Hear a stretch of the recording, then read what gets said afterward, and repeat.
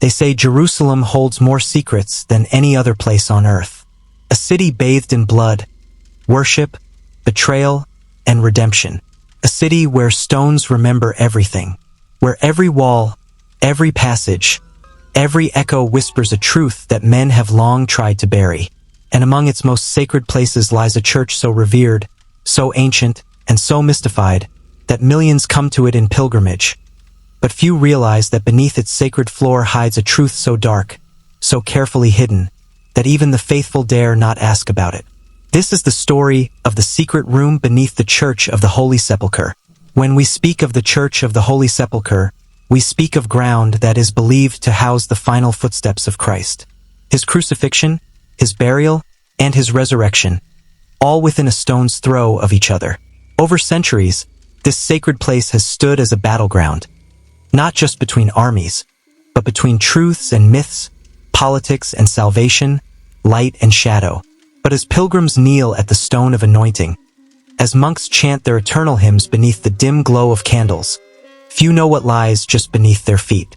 A room, walled off, hidden, almost forgotten, and the church, guarded not by one order, but by 6 Christian denominations, all bound in centuries of fragile coexistence, has never openly acknowledged the chamber beneath. But the signs are there, for those who know where to look. The subtle shifts in stone patterns, the sealed archways, the whispers among old monks when they think no one listens. What is this room? Why was it sealed? And who dared to build it under the holiest site in Christianity? To uncover this, we must go back, far back, to a time when the Holy Sepulchre wasn't a quiet sanctuary of prayer, but a fortress. The year is 1099, the First Crusade. Blood runs through the streets of Jerusalem as Frankish knights storm the city. Muslim and Jewish citizens, men, women, children are slaughtered. The church itself is taken, fortified, turned into the spiritual seat of the new Crusader kingdom of Jerusalem. It is here, in the aftermath of conquest, that something strange occurs. The Crusaders begin excavation beneath the church. Records from the 12th century suggest the Knights Templar, newly formed and obsessed with relics and holy secrets, were granted permission to explore the foundations of the church. But their findings were never made public. No relics were displayed. No triumph was announced. Instead, they sealed what they found. Completely, silently. Centuries passed. Earthquakes struck the city. The church was rebuilt, desecrated, and rebuilt again. And that strange chamber beneath the floor remained buried in whispers and stone. Then, in 1808, a great fire ravaged the Church of the Holy Sepulchre. Flames licked the walls, and parts of the ancient structure collapsed. In the rebuilding efforts that followed, an Ottoman engineer, Ali al-Khurasani, reported something unusual. A substructure misaligned with the rest of the architecture. He called it an anomaly. His notes, written in Persian, were quietly archived and forgotten, but not entirely. In the 20th century, a British archaeologist named Charles Wilson, while mapping the ancient cisterns and tunnels of Jerusalem, marked a sealed chamber beneath the Holy Sepulchre. His findings were deemed inconclusive, and funding was withdrawn. Again, silence, until 1999. In a rare act of cooperation, the custodians of the church allowed limited access to parts of the subterranean area for structural analysis. An Italian team used ground-penetrating radar to study the floor near the rotunda. They found something. Cavity. Rectangular. Precisely carved. But not accessible through any known passage.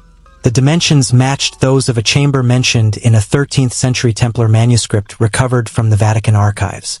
A manuscript that described a vault to preserve that which must never be unearthed again. But unearthed from where? And what was hidden that demanded such secrecy?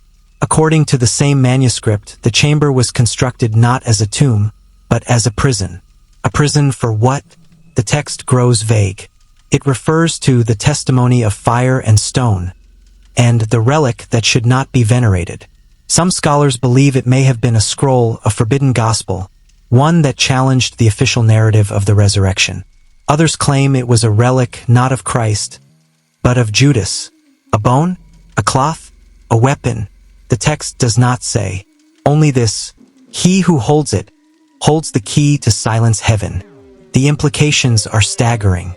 What if the church's most sacred site, the cornerstone of the Christian world, sits atop a relic so dangerous that generations of warriors, priests, and kings agreed, across time and creed, to bury it forever?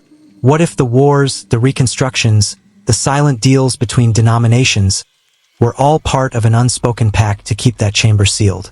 In 2021, a French researcher, Elise Gauthier, claimed to have found visual evidence, thermal imaging showing heat differentials consistent with air pockets, right beneath the central nave.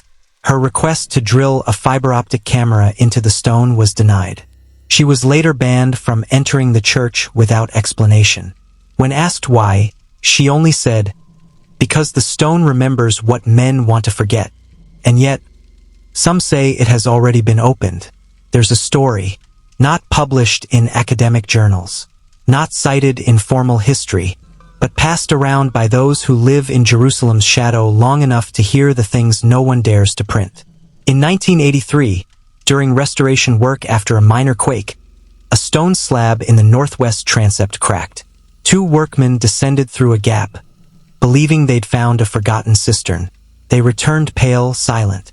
One of them never returned to work. The other moved to France and became a monk. Rumor has it they saw the chamber. Rumor says it was empty, but there are always 2 types of secrets: those that are hidden and those that are missing. If the chamber beneath the Holy Sepulchre was built to imprison something, and that something is gone, where is it now? And who took it? The Vatican has never commented on the sealed chamber. The Greek Orthodox Patriarchate deflects questions.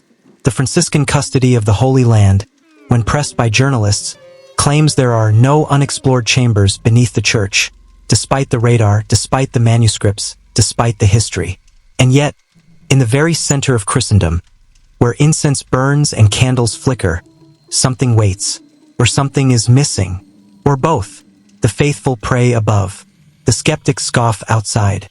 But deep within the ancient rock of Jerusalem, beneath the footsteps of pilgrims and popes, lies a room carved in silence, not to glorify, but to contain. And maybe that's the real secret of the Church of the Holy Sepulchre. Not just that it remembers the past, but that it actively hides it.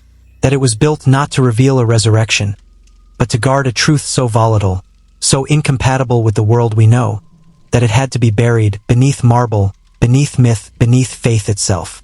So the next time you walk its hallowed halls, when the air grows cold and the stones feel heavier than they should, remember, there is something beneath, and it remembers everything.